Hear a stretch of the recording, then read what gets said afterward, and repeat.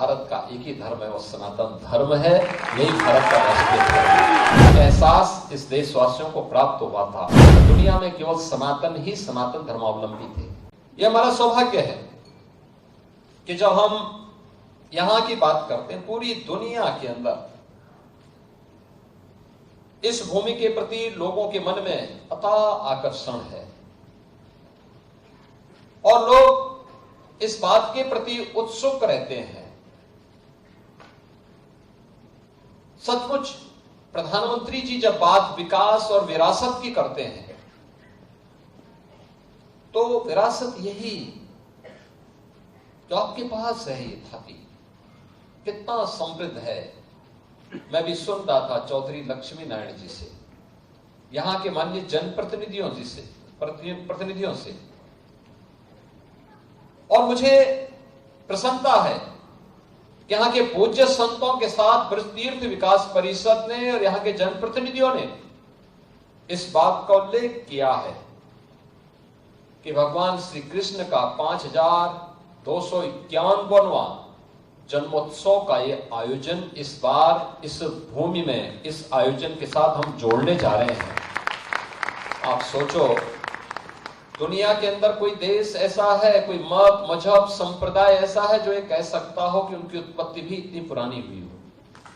किसी के पास इतिहास नहीं, किसी के पास नहीं है। बहुत कहेगा, कोई 1400 साल का कहेगा, कोई 2000 वर्ष का कहेगा, कोई 2700 का कहेगा, कोई 3000 वर्ष का कहेगा। 3000 वर्ष पुराना दुनिया के अंदर कोई सेक्ट, कोई संप्रदाय, कोई मत और मजहब अपने आप को उससे पुराना नहीं बता सकता। उससे पहले क्या था कुछ भी पता नहीं था। और इसीलिए हम कहते हैं इस धरती का और खासतौर पर भारत का एक ही धर्म है, वो सनातन धर्म है। यही भारत का राष्ट्रीय धर्म है। क्योंकि ये तो द्वापर की बात है। द्वापर के तत्काल बाद तो कलयुग आ गया। द्वापर के अंत में एक लंबे समय तक प्रभु की लीला का एहसास इस देशवासियों को प्राप्त हुआ था। उसकी कृपा दृष्टि इस देश पर पड़ी थी, सनातन धर्मावलंबियों पर पड़ी थी। पूरी दुनिया में केवल सनातन ही सनातन धर्मावलंबी थे। और वहां से यात्रा प्रारंभ होती है।